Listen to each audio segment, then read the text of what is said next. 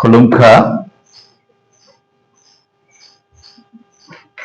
ভারতের communist party মার্ক্সবাদীর তরফ থেকে এবং এই উপনির্বাচনে আমাদের বামফ্রন্টের প্রার্থী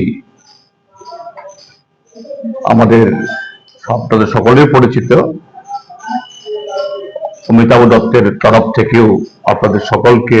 শুভেচ্ছা জানাচ্ছি। তো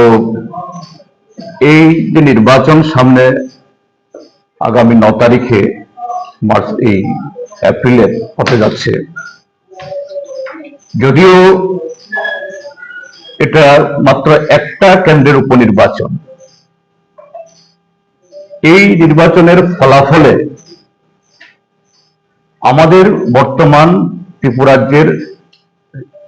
সরকারের তার অস্তিত্বের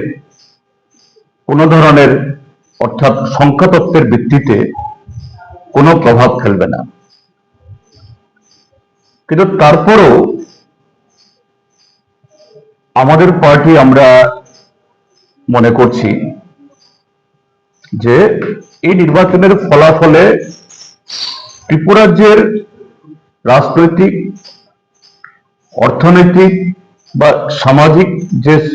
পরিস্থিতি তৈরি হয়েছে, এক্ষেত্রে আগামী দিনের জন্য একটা সুদূর প্রসারী একটা দিক নির্দেশ দেবে, তার প্রভাব বিস্তার হবে। এটা এই কারণে, যদিও এই উপনির্বাচনে ভোট দেবে শুধু ধর্মনগরের বিধানসভা কেন্দ্রের নির্বাচক মন্ডলী,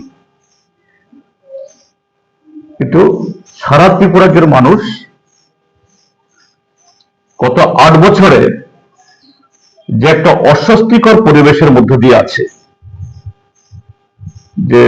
গণতান্ত্রিক অধিকার, সাংবিধানিক অধিকার আক্রান্ত, রুজি রোজগারের যে ব্যবস্থা এটা সংকুচিত, সমাজ জীবনের সর্বস্তরে বিশৃঙ্খলা, তা থেকে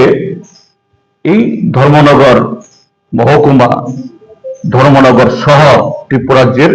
দ্বিতীয় বৃহত্তম শহর এবং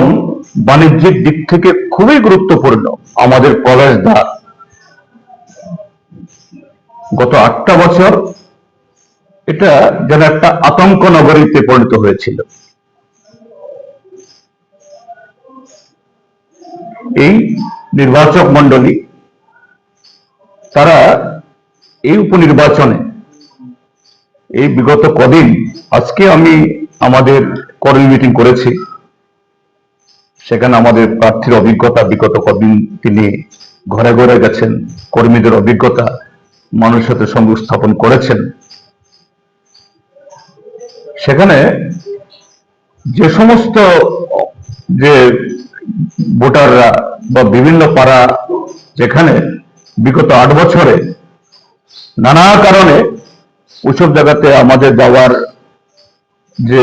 সুযোগ বা সেই পরিবেশ, এই না যে সেখানকার মানুষ আমাদেরকে এই যেতে দেননি, কিন্তু পরিবেশ এমন তৈরি হয়েছিল। তারপর কিছু মানুষ যারা এই বর্তমান শাসক দল বা শাসক জোট তাদের এই নানা অপপ্রচারে প্রলোভনের ফাঁদে পা দিয়ে মোহ তৈরি হয়েছিল তাদের কিছু হবে, তারা এটা যেরকম ভাবে ব্যক্ত করেছেন, তো আমরা মনে করি এটা শুধু ধর্মনগর কেন্দ্রিক বা ধর্মনগরের মধ্যে তার এই সীমাবদ্ধ না, এটা সারা ত্রিপুরাজ্যের মানুষের তাদের যে অন্তরের কথা, তাদের জ্বালা যন্ত্রণার কথা এবং এ থেকে মুক্তি লাভের যে একটা অভিব্যক্তি, এটা প্রকাশিত হয়েছে এবং আগামী 9 এপ্রিল তারিখে এই ইভিএম এ তারই প্রতিফলন সেখানে ঘটবে।